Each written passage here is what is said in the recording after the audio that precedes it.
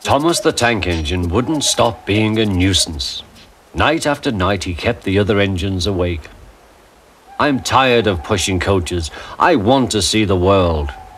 The other engines didn't take much notice, for Thomas was a little engine with a long tongue.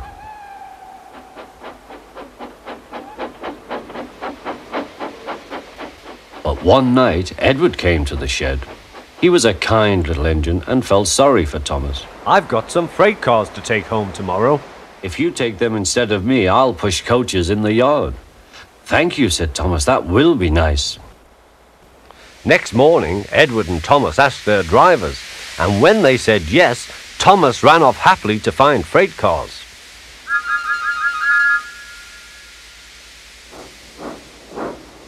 Now the freight cars are silly and noisy. They talk a lot and don't attend to what they are doing. And I'm sorry to say they play tricks on an engine who is not used to them. Edward knew all about freight cars. He warned Thomas to be careful, but Thomas was too excited to listen.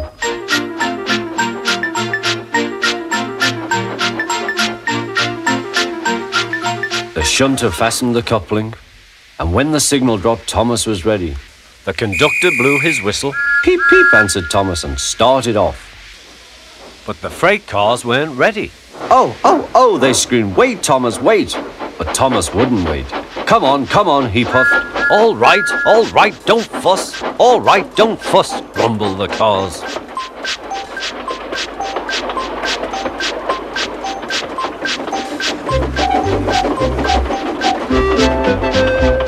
Thomas began going faster and faster. Whee! He whistled as he rushed through Henry's tunnel.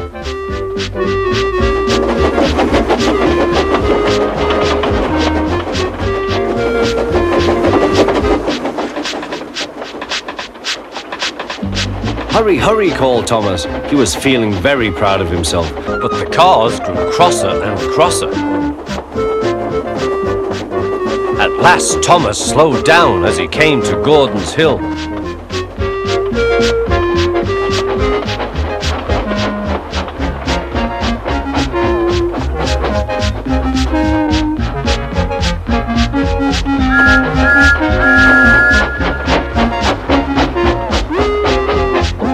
Steady now, steady, warned the driver as they reached the top.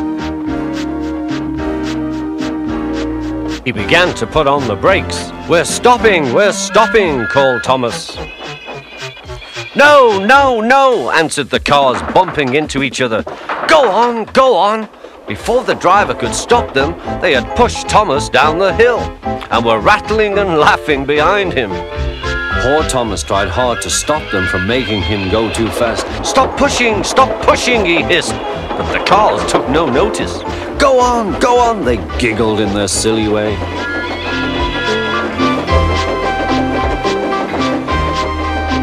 There's the station. Oh dear, what shall I do? He cried. They rattled straight through and swerved into the goods yard. Thomas shut his eyes. I must stop. When he opened his eyes, he saw he had stopped just in front of the buffers. There, watching him, was Sir Topham Hatt. What are you doing here, Thomas? He asked. I've brought Edward's freight cars, Thomas answered. Why did you come so fast? I didn't mean to. I was pushed, said Thomas. You've got a lot to learn about freight cars, Thomas. After pushing them about here for a few weeks, you'll know almost as much about them as Edward. Then you'll be a really useful engine.